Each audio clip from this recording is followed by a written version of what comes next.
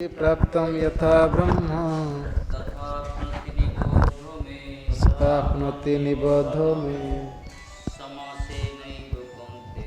समासेनैव कौन्तेय निष्ठज्ञानस्य जा परा बुद्ध्या विशुद्धया युक्तो बुद्ध्यात्मानं नियम्य च शब्दादीन् विषयान् त्यक्त्वा रागदेशो व्यतस्य च विविक्तसेवी लघ्वासि दीटा श्लोक लिखा है बोलो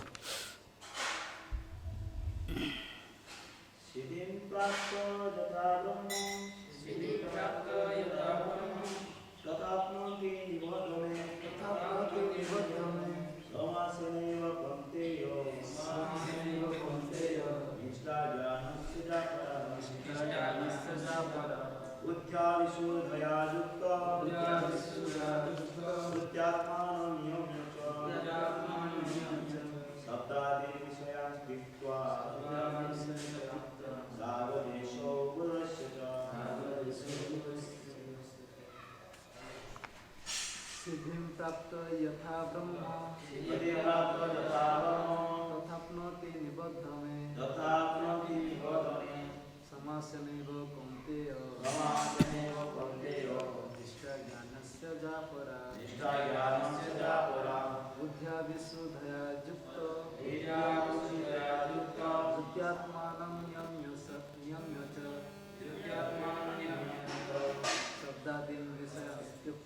शब्दादीन् विषयान् त्यक्त्वा रागद्वेषो व्युदस्य च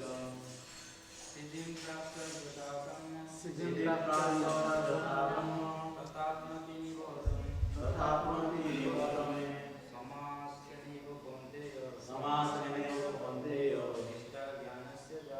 निष्ठा ज्ञानस्य जा परा बुद्ध्या विशुद्धया युक्तो बुद्ध्यात्मानं नियम्य च शब्दादीन् विषयान् त्यक्त्वा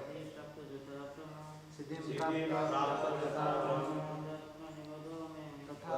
निबोध मे समासेनैव कौन्तेय निष्ठा ज्ञानस्य जा परा बुद्ध्या विशुद्धया युक्तो बुद्ध्यात्मानं नियम्य च शब्दादीन् विषयान् त्यक्त्वा रागद्वेषो व्युदस्य च सिद्धिं प्राप्त यथा ब्रह्म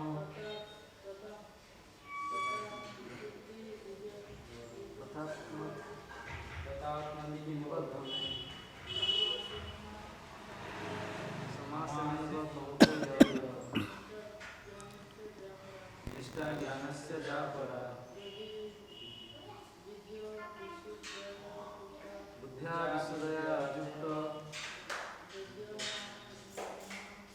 बुद्ध्यात्मानं नियम्य च शब्दादीन् विषयान् त्यक्त्वा रागद्वेषो व्युदस्य च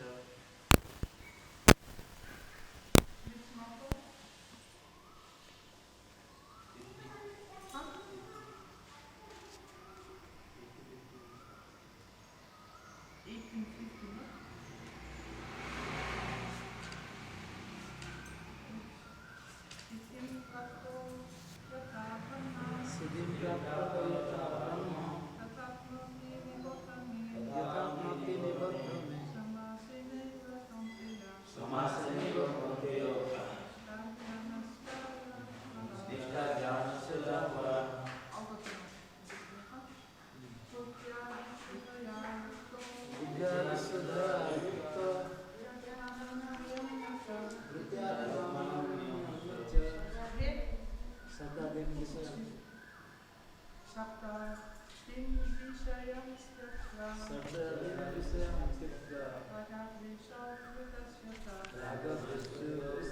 सिद्धिम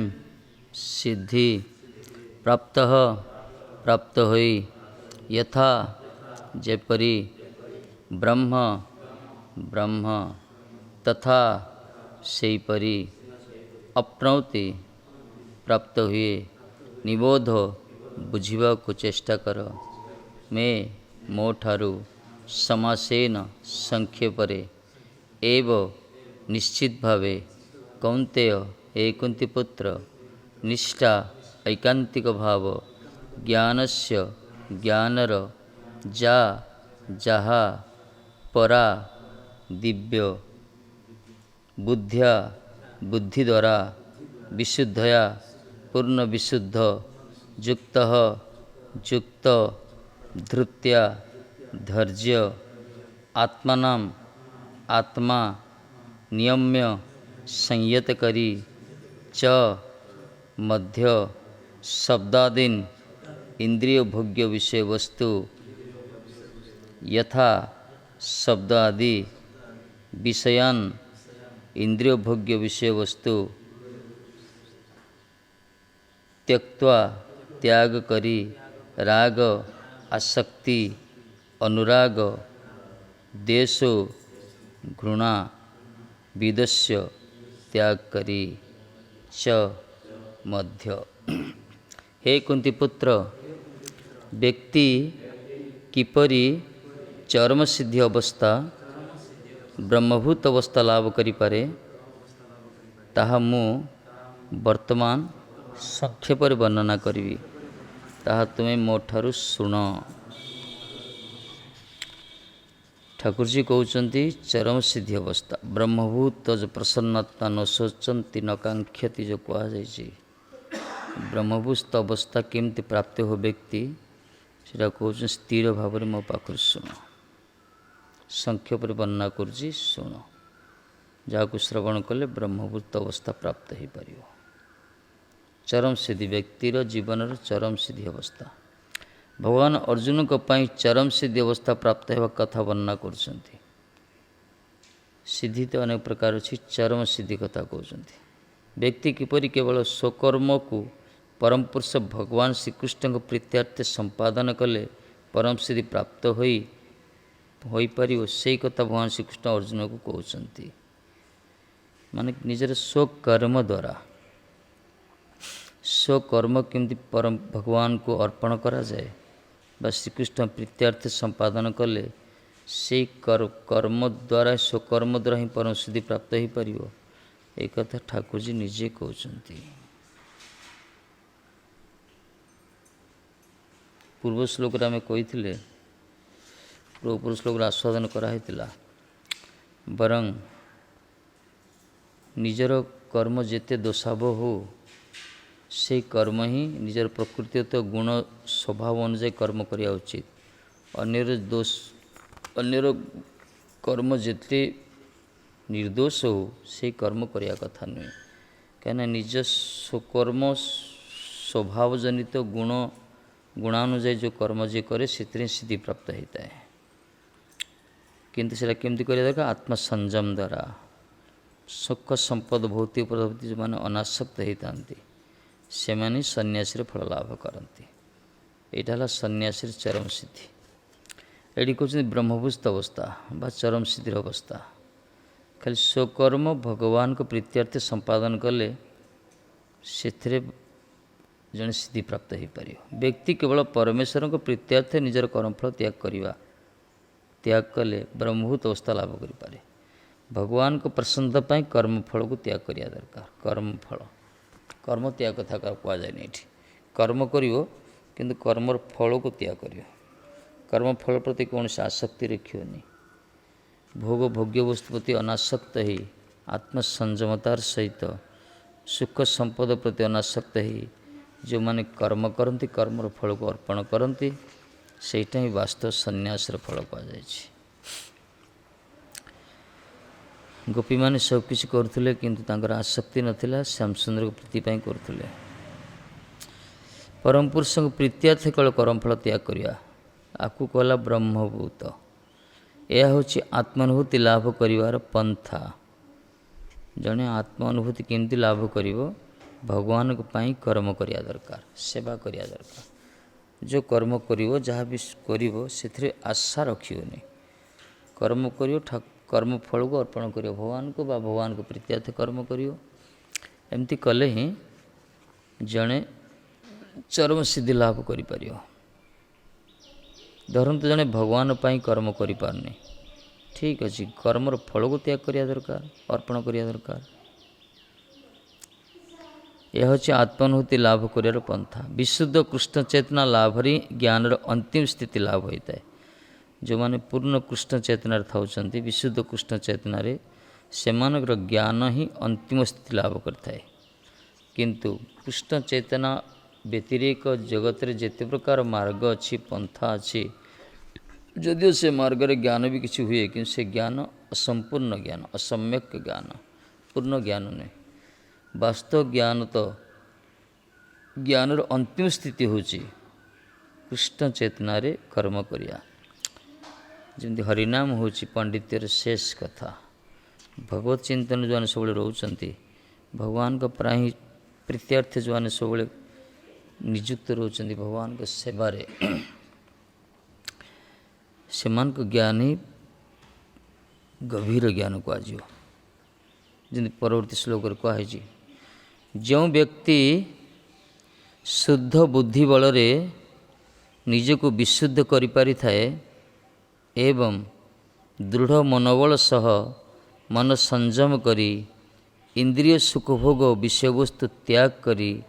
ରାଗ ଦେଶରୁ ମୁକ୍ତ ହୋଇଥାଏ, ସେମାନେ ହିଁ ଏଇ ଯେଉଁ ସିଦ୍ଧି ପ୍ରାପ୍ତ ହୁଅନ୍ତି। କେତେଟା 3ଟା ଶ୍ଲୋକ ଦେଇଛନ୍ତି, ଗୋଟିଏ ଶ୍ଲୋକରେ ଲେଖିଛନ୍ତି କି ବୁଦ୍ଧ୍ୟା ବିଶୁଦ୍ଧୟା ଯୁକ୍ତ ଧୃତି ଆତ୍ମାନ ନିୟମଚ ଶବ୍ଦାଦିନ ବିଷୟ ତ୍ୟକ୍ତ ରାଗ ଦେଶ ବିଦସ୍ୟ। ଧୀରେ ଧୀରେ ବର୍ଣ୍ଣନା କରୁଛନ୍ତି ଠାକୁରଜୀ ସଂକ୍ଷେପରେ, ଜଣେ କି ପ୍ରକାର ତା'ର ଚରମ ସିଦ୍ଧି ଲାଭ କରିପାରେ, ବ୍ରହ୍ମଭୂତ ଅବସ୍ଥା ଆସିବ। ତା'ର ପ୍ରାଥମିକ ସ୍ତରରେ କହୁଛନ୍ତି ଶୁଦ୍ଧ ବୁଦ୍ଧି ବଳରେ ନିଜକୁ ବିଶୁଦ୍ଧ କରିପାରିଥିବ ଯିଏ। ଶୁଦ୍ଧ ବୁଦ୍ଧି କାହାକୁ କୁହାଯିବ? କୃଷ୍ଣ ଚେତନା ବୁଦ୍ଧି ହିଁ ଶୁଦ୍ଧ ବୁଦ୍ଧି। କୃଷ୍ଣ ଚେତନା ବୁଦ୍ଧି ଛଡ଼ା, ଭକ୍ତି ମାର୍ଗ, ମାର୍ଗ ଛଡ଼ା ବୁଦ୍ଧିର ଶୁଦ୍ଧତା ପର୍ଯ୍ୟାପ୍ତ ନୁହେଁ। ଏଥିପାଇଁ ଶୁଦ୍ଧ ବୁଦ୍ଧି ଦ୍ୱାରା ନିଜକୁ ବିଶୁଦ୍ଧ କରିବ, ନିଜକୁ ନିର୍ମଳ କରିବ। ତାପରେ ଦୃଢ଼ ମନୋବଳ ସହ ମନ ସଂଯମ କରିବ।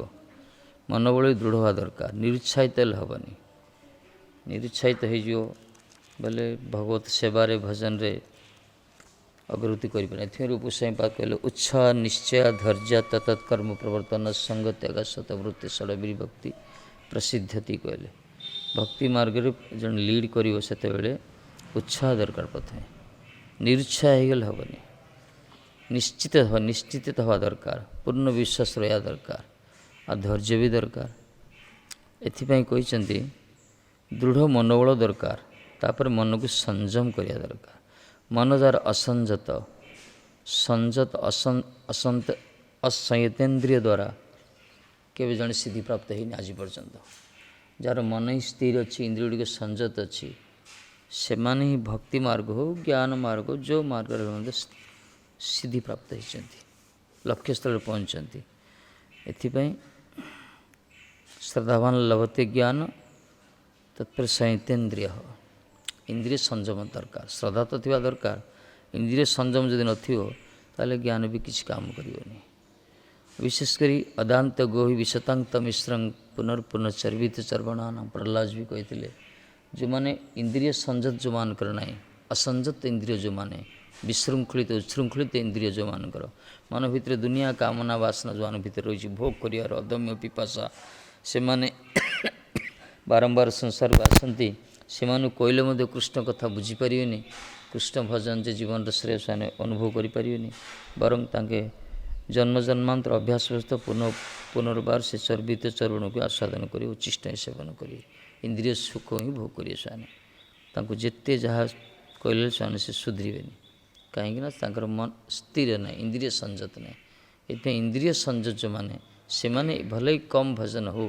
କିନ୍ତୁ ପଥରେ ସ୍ଥିର ହେଇଯାନ୍ତି ସେମାନେ। ଏଇଥିପାଇଁ ମହାରାଜଜୀ କହୁଛନ୍ତି, ଠାକୁରଜୀ କହୁଛନ୍ତି ମନ ସଂଯମ କରିବା ଦରକାର, ମନୋବଳ ଦୃଢ଼ କରିବା ଦରକାର, इंद्रिय सुख भोग विषय वस्तु त्याग करिया दरकार विशेषकर त्यागी मान तो निश्चित रूप आवश्यक यहाँ इंद्रिय सुख भोग विषय वस्तु त्याग करिया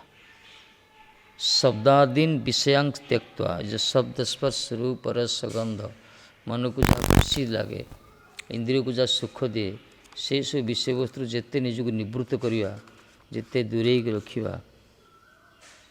सेते परमार्थ सुख को आम आस्वादन करिपारिया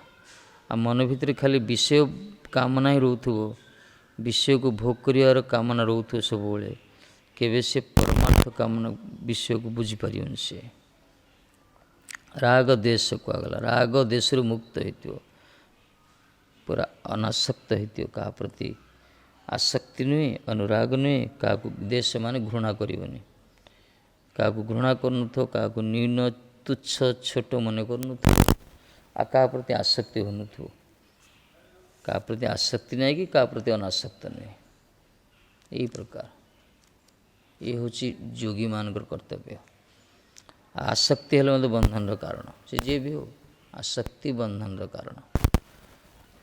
आसक्ति हेनी कि उदासीन रुथो घृणा करुथो न्यून दृष्टि तो सेटा भी ठीक नहीं क्या घृणा करनी क्या आसक्ति रख निज भजन निजर भजन ही सर्वस्व रखुथो इंद्रिय विषय भोग निजक निवृत्त करुथो मन भितर दृढ़ता थी आ बुद्धि पूरा विशुद्ध होते कृष्ण चेतना मनोबल भी ठीक थी आत्मसंयम थी तापर धीरे धीरे धीरे से गोटे गोटे गोटे कहे कहले केमती आसो जिते व्यक्ति ज्ञान बल विशुद्ध हो जाए से सत्वगुण अवस्थान करे ज्ञान द्वारा जन विशुद्ध हो सर्वा कर्म अखिल पार्थ ज्ञान परिसमाप्यते ज्ञान द्वारा ही जन विशुद्ध हो पार कहीं जगत में जिते जन सब चेष्टा कर पूर्वर कहला अग्नि जमी धूम द्वारा आच्छादित होता है से जगतर प्रत्येक व्यक्ति प्रत्येक चेष्टा भितर किसी ना कि दोष रोचे तेणु से समस्त दोष मुक्त होगा एकमात्र दरकार कृष्ण चिंतन दरकार कृष्ण चेतना दरकार ताकू कहला वास्तव ज्ञान से ज्ञान द्वारा जन विशुद्ध हो हरिभजन जिते कर हरिनाम कर हरिकीर्तन कर हरिसेवा तत्परशील हम धीरे धीरे ज्ञान विशुद्ध हम से सत्वगुण अवस्थान कर यहीपरि व्यक्ति मन को संयत कर सत्वगुण रही ही मनटा स्थिर हो धीरे संयत हम सब समाधिस्थ होता है समाधिस्थ सब चिंतन रे डूबी रोथे से भगवत चिंतन रे परमात्मा चिंतन रे मन जदि तमगुण रजगुण थी सब तो उद्वेग्न रोथुव सब टेंशन रोथुव सब मन तार विक्षिप्त अशांति सब से देह सुख चाहूँ सम्मान चाहूँ टिके कथार तार अभिमान राग क्रोध हिंसा ये सब विषय मन तार सब उत्क्षिप्त थी सत्वगुण रही ही दया क्षमा तितिक्षा सहिष्णुता श्री लज्जा हिरी धैर्य यू तार पाखे भल भल दैवी संपद गुण आसो सी को प्रति आसक्ति हेनी अनासक्त हेनी मन स्थिर हो तार सत्वगुण ही परमार्थ पथरे बड़ा सहायक होता है मन संयत हर मार्ग से समाधिस्थ हो तेणु इंद्रिय सुख भोगरे आसक्ति न थाए तार इंद्रिय सुख भोग करने आसक्ति न थाए किंबा इंद्रिय को सुख देवाई उद्दिष्ट विषय वस्तु आसक्त हो न थाए इंद्रिय सुख भोग प्रति आसक्ति न थाए बा इंद्रिय को सुख देवाई कौन सी विषय वस्तु प्रति आसक्ति न थाए यही है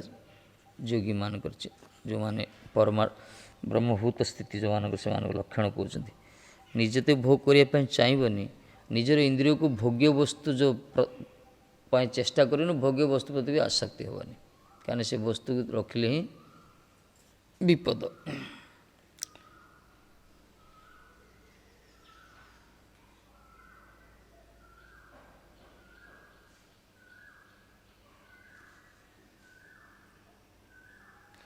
से